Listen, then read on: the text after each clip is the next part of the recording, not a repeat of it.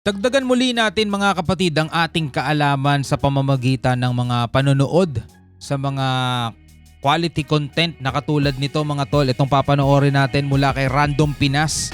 Baka hindi ka pa nakakapag-subscribe sa kanya mga tol, syempre hinihikayat kita, no? Bago mo to panoorin, puntahan mo muna yung channel niya mga tol. Nakalagay ang link sa ibaba, o kaya pag nagustuhan mo itong videong panonoorin natin, huwag mong kakalimutan mag-subscribe sa kanya mga tol. Ito yung pag-uusapan natin ngayon. Ang hindi totoo tungkol sa climate change at global warming. Yung mga bagay na hindi totoo na baka iniisip natin totoo pero hindi pala totoo, no? So bagong kaalaman to mula kay Random Pinas mga tol. Alright, so wag na natin patagalin pa. Total wala na rin naman tayong hinihintay na, panoorin na natin to mga tol.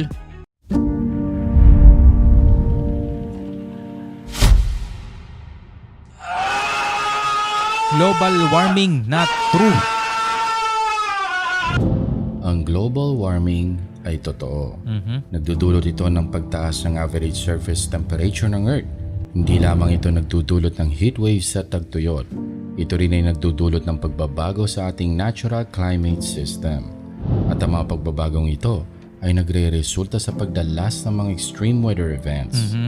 Halimbawa, ang mga bagyo ay mas lalong lumalakas at tumitindi. Bumabagal ang galaw at mas tumatagal bago ito mawala.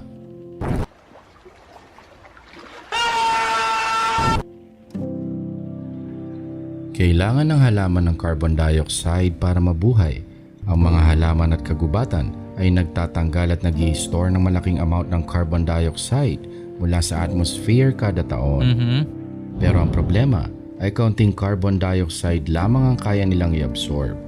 At ang kaunting bilang na ito ay paliit pa ng paliit habang dumadami ang mga kagubatang kinakalbo sa buong mundo, na kadalasan ay para makapag-produce ng pagkain para sa atin. Hindi carbon dioxide ang problema dahil parte ito ng natural global ecosystem. Ang problema ay ang dami ng CO2 na naproproduce ng tao. Kung makikita ninyo mga kapatid, no? Yung lahat ng ginagawa ng tao para umunlad ang ating ekonomiya, sibilisasyon, 'di ba? Ay nagiging sanhi naman ng paglala ng sakit ng ating daigdig mga tol, no? Na bandang huli, tayo rin naman na maaapektuhan, 'di ba? 'Di ba kung nakikita ninyo, no, ginagawa ng tao para mas mapagaan ang buhay, ginagawa ng tao yung mga technology para umunlad yung ating quality of living, kumbaga, 'di ba? Mas mapadali yung mga transportasyon, yung mga pagkain natin panay instant na lang. Pero at the end of the day mga tol, bumabalik pa rin sa atin yung parang hindi sulit, no? Hindi sulit yung mga pagbabagong na nagagawa ng tao sa paglipas ng napakahabang panahon kasi unti-unting nababawasan yung ano natin, yung ano natin sa mundo, yung pakinabang natin sa mundo mga tol. Kasi halimbawa dahil sa global warming, na tayo rin naman ng may kagagawan, 'di ba? Tumatagal nga daw yung mga bagyo, dahil syempre matagal ng bagyo sa atin, hindi lang dito sa Pilipinas kundi sa lahat ng parte ng daigdig, naapektuhan din yung mga tao, nahihirapan, bumabaha, nagkakaroon ng tsunami, 'di ba? So sa atin pa rin bumabalik no? Sa loob ng 800,000 years ay ngayon lamang tumaas sa ganitong level ng dami ng CO2 Grabe. sa ating atmosphere.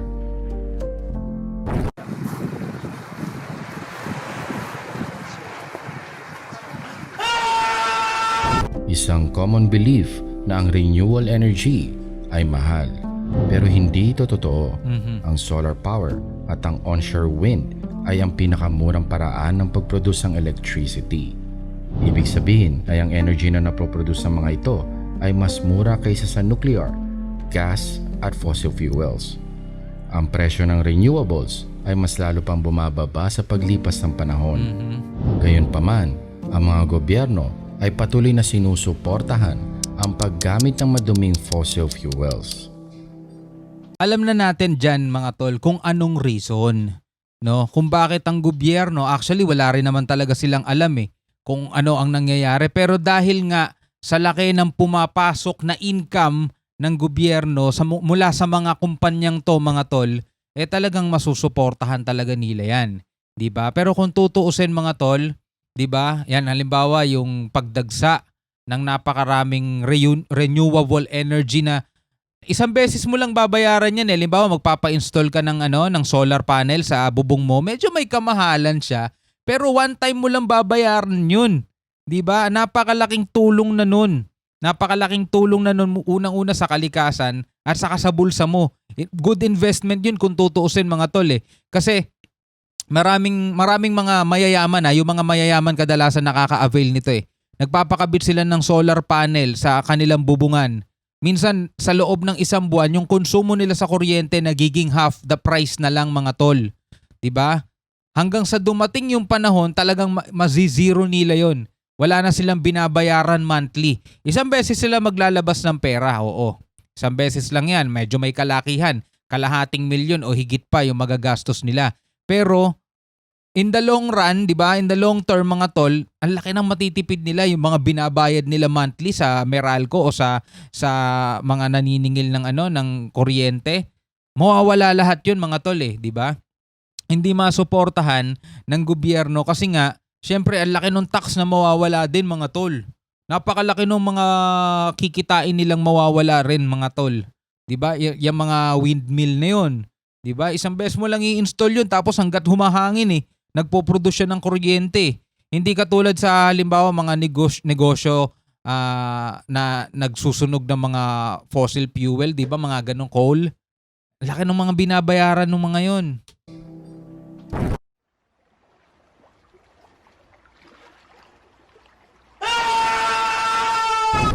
Hindi ito totoo. Ang climate change ang pinakamalaking panganib na kinakaharap ng mga polar bears. Doble ang bilis ng pag-init ng Arctic kumpara sa buong mundo na nagdudulot ng pagtunaw ng yelo na mas mabilis at mas late na pag-form ng yelo kada taon. Nagpapahirap ito para sa mga babaeng polar bears sa kanilang pagpunta sa kalupaan kapag patapos na ang autumn para magbuo ng kanilang mga dens. At mas mahirap para sa kanilang pumunta sa sea ice kapag spring para pakainin ang kanilang mga anak. Ang kanilang pangunahing pagkain, ang mga seals, ay apektado rin ng climate change dahil dumidepende sila sa sea ice sa pagpapalaki ng kanilang mga anak. Ibig sabihin ay sa ibang parte ng Arctic ay kailangan mag-survive sa mas kaunting pagkain ng mga polar bears. Ang populasyon ng polar bears ay sinasabing magde-decline ng 30% sa gitna ng century ito. Nako.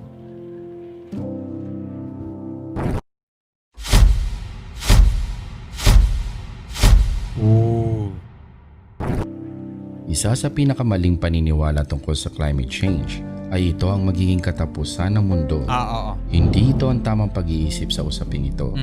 Maraming matitinding climate change na ang pinagdaanan ng Earth at humantong ito sa ilang mass extinction pero nagpatuloy pa rin ang buhay. Ang mga mammals ay nag-evolve mula sa reptiles. Ang mga primates nag-evolve mula sa mga mammals. Natutong tumayo, umalis ng Africa at eventually ay nakaabot sa lahat ng sulok ng mga kontinente.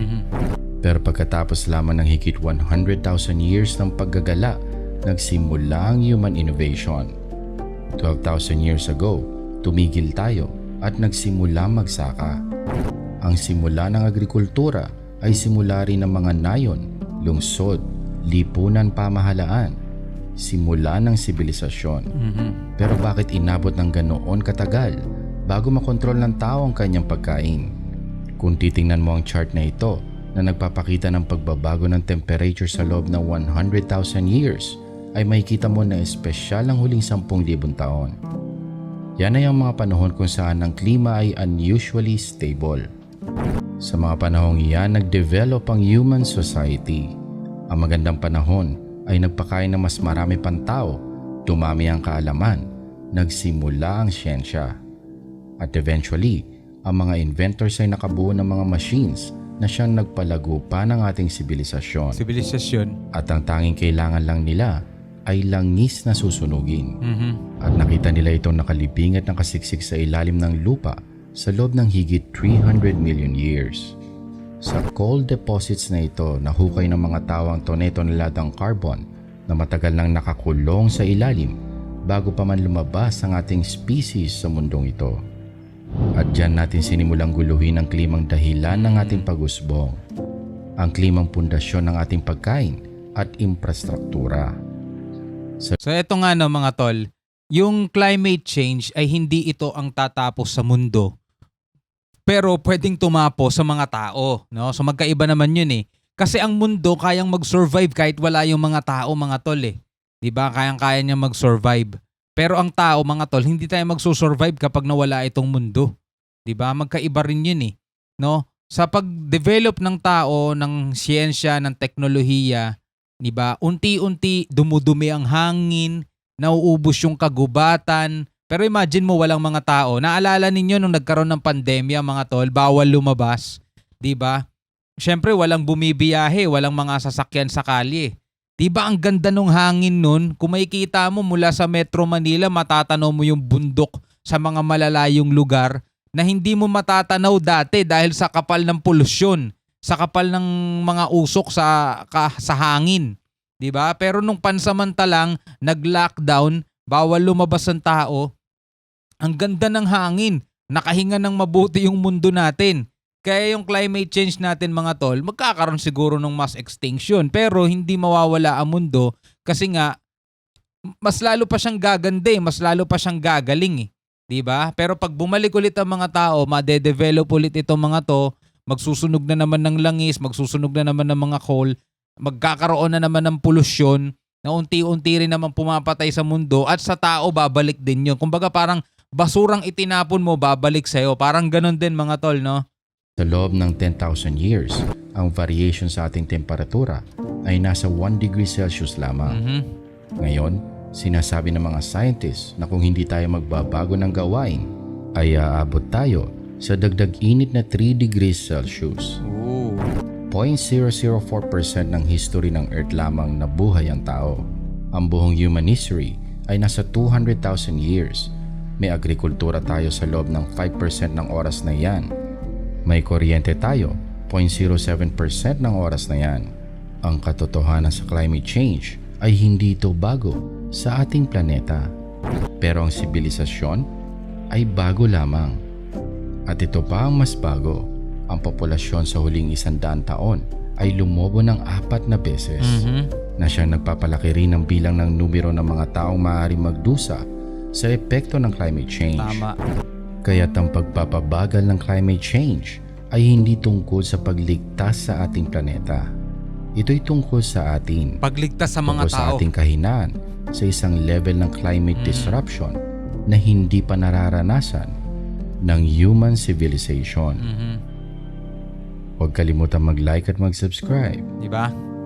Yung sinasabi ng mga scientist, hindi para sa kapakanan ng daigdig sa kapakanan ng yung mga tao, mga tol. Kasi kapag tayong mga tao, hindi napigilan yung ating mga ginagawa na pumapatay din naman sa ating Mother Earth kung tawagin, hindi natin nakikita ngayon eh. Kung hindi man natin abutan, mga tol, yung mga susunod na henerasyon, sila yung talaga lubos na magdudusa, no? Sa ginagawa natin, yung mga pagpatuloy na mga planta na nagbubuga ng maduming tubig papunta sa karagatan, 'di ba? Mga sumisira ng yamang dagat, yung mga nagbubuga ng maiitim na usok sa mga sasakyan at saka sa mga pabrika. Saan ba sila napupunta? Hindi naman sila lumalabas sa outer space. Dito lang din sila sa mundo natin, mga tol no? Bilang isang mamamayan, bilang isang tao, ito yung tawag dito, malungkot na katotohanan na sa kabila na pag-unlad ng ating sibilisasyon, ito naman yung pagbagsak ng ating mundo. Pero ano pa man, mga tol, darating at darating tayo sa katapusan, din natin mapipigil yun Ikaw, ano ang masasabi mo? Comment mo yan sa baba. Pag-usapan natin yan sa comment section. Maraming salamat sa panonood. Hanggang sa muli. Ako nga pala si Shobal D. Peace out.